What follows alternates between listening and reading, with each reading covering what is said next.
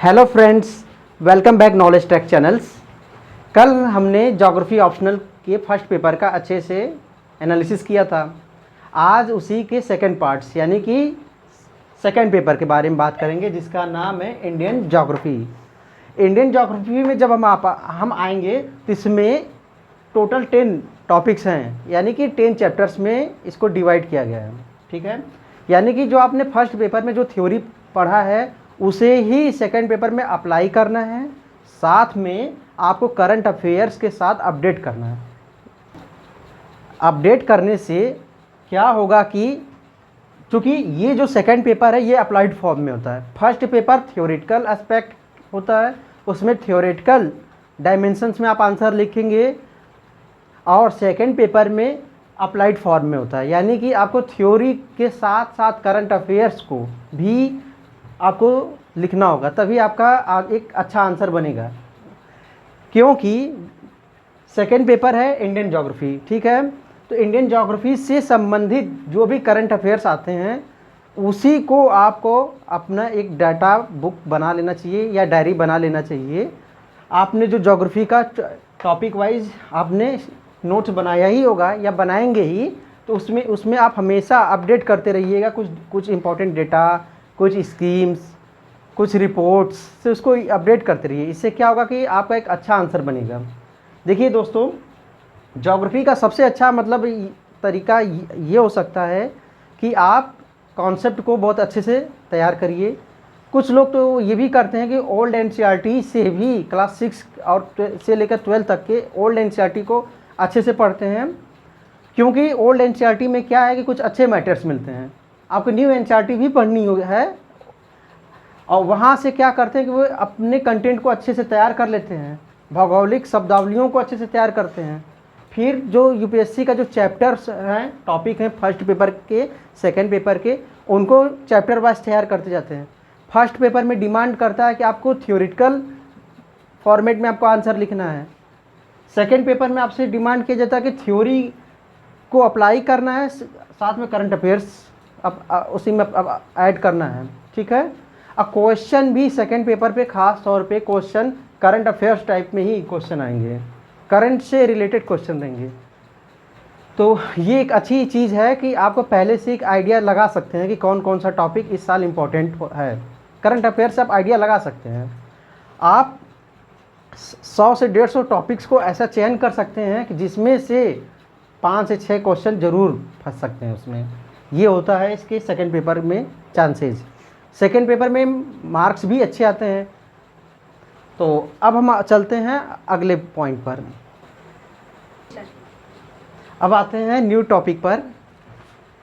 अब new topic हमारा है कि हमारे पास स्टडी मटेरियल्स क्या होने चाहिए। देखिए, कुछ बेसिक्स बुक्स आपके पास तो होने ही चाहिए, इनको बेसिक बनाइए। बाकी और कोई बुक हो तो उसको रेफरेंस के तौर पर यूज कर सकते हैं, लेकिन बेसिक के तौर पे मिनिमम जितना कम बुक रखिए, बार बार रिवाइज करिए, उतना ही अच्छा है। देखिए, जो बेसिक्स बुक हैं इस प्रकार हैं। फिजिकल ज्योग्राफी के लिए सविंदर सिंह जी का बुक ले सकते हैं आप। ठीक है, ये हिंदी और इंग्लिश दोनों में ये मिलेगा आपको। ह्यूमन ज्योग्राफी के लिए माजिद हुसैन सर का बुक, ये भी दोनों माध्यम में मिल जाएगा आपको। मॉडल्स इन ज्योग्राफी के लिए माजिद हुसैन सर का आप बुक ले लीजिए, ये भी आपको दोनों में मिलेगा, हिंदी में और इंग्लिश मीडियम में। इसके बाद अब आते हैं इंडियन ज्योग्राफी पे। इंडियन ज्योग्राफी में खुल्लर सर का जो बुक है वो इंग्लिश मीडियम में, आरसी तिवारी का बुक हिंदी मीडियम में। दोनों ही अच्छे बुक हैं, आप दोनों को भी ले सकते हैं। इसके बाद एक एटलस होना चाहिए आपके पास। सबसे अच्छा एटलस तो ओरिएंट ब्लैक स्वान या फिर ऑक्सफोर्ड, यही दो होते हैं, बहुत अच्छे हैं। आप इन दोनों में से किसी का को भी ले सकते हैं। इसके बाद आपके पास ओल्ड एनसीईआरटी की कुछ किताबें होनी चाहिए, आप इंटरनेट से डाउनलोड कर सकती हैं उसको। उसमें क्या है कि कॉन्सेप्ट को बड़े ही अच्छे तरीके से कॉन्साइज फॉर्मेट में दिया गया है, आप कॉन्सेप्ट बना सकते हैं वहाँ से। ओल्ड एनसीईआरटी की बुक 6 से 12 तक की तो अच्छे से पढ़ लेनी चाहिए, बहुत ही अच्छे से। न्यू एनसीईआरटी भी अगर आप पढ़ना चाहें तो क्लास 11th और 12th की जितनी भी किताबें हैं उनको अच्छे से पढ़ना चाहिए। जैसा कि ज्योग्राफी का नेचर ही है कि आपको थ्योरी प्लस करंट अफेयर्स दोनों से आपको अपडेट होना चाहिए, तभी आप एक अच्छा मार्क्स ला पाएंगे।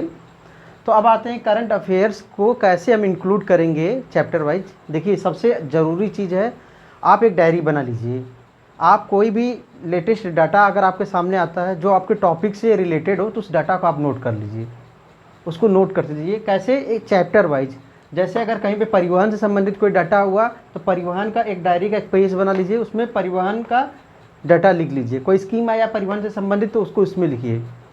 तो इस तरीके से जब आप एक डाटा वाइज डायरी बनाएंगे तो क्या होगा कि आपका करंट अफेयर्स आप अपने चैप्टर में, टॉपिक में अच्छे से टाई अप कर सकते हैं, टायर कर सकते हैं। ठीक है। अब देखिए जो इसेंशियल करंट अफेयर्स के लिए आपको मटेरियल चाहिए वो इस प्रकार हैं। जैसे योजना एंड कुरुक्षेत्र। योजना तो मैक्सिमम टॉपिक्स वगैरह योजना में ही आते हैं। कुरुक्षेत्र के कभी कभी कुछ अच्छे आर्टिकल्स आ जाते हैं। योजना और एंड कुरुक्षेत्र हो गया। इसमें से मान के चलिए कि अगर आपको 30-40 भी टॉपिक मिल गए साल भर में, दोनों का मिला करके, तब भी आप उसको कंपाइल कर लीजिए अपने मेन कॉपी में। उसको डाउन टू अर्थ से भी, डाउन टू अर्थ आप चाहे तो वेबसाइट पे जा करके आप वीकली बेसिस पे चेक कर सकते हैं। और ज्योग्राफी एंड यू भी आप चाहे तो डेली बेसिस पे या वीकली बेसिस पे चेक कर सकते हैं। जियोग्राफी एंड यू, ये दो आप मैगजीन बहुत अच्छे होते हैं। आप इनके वेबसाइट पर जा सकते हैं और इनका मैगजीन भी ले सकते हैं। साइंस रिपोर्टर से भी कुछ अच्छे आर्टिकल्स मिलते हैं, वहाँ से आपको ले सकते हैं। द हिंदू या इंडियन एक्सप्रेस बहुत अच्छे अखबार होते हैं, इनमें से आप कोई मटेरियल्स, कोई भी अखबार चूज कर सकते हैं। विजन IAS करंट अफेयर्स का मैगजीन अच्छा होता है। साथ में गवर्नमेंट का जो डेटा बुक होता है, जैसे इंडिया ईयर बुक हो गया, इकोनॉमिक सर्वे हो गया, या फिर गवर्नमेंट का कोई डेटा मिले तो उसे आप नोट करते जाइए। इससे आपका नोट्स एक अच्छा बन जाएगा। तो चैनल गवर्नमेंट की भी वेबसाइट से आप कुछ डेटा को कलेक्ट कर सकते हैं। तो मिलते हैं हमें नेक्स्ट वीडियो में। जाने से पहले चैनल को लाइक करिए, सब्सक्राइब करिए और शेयर करिए।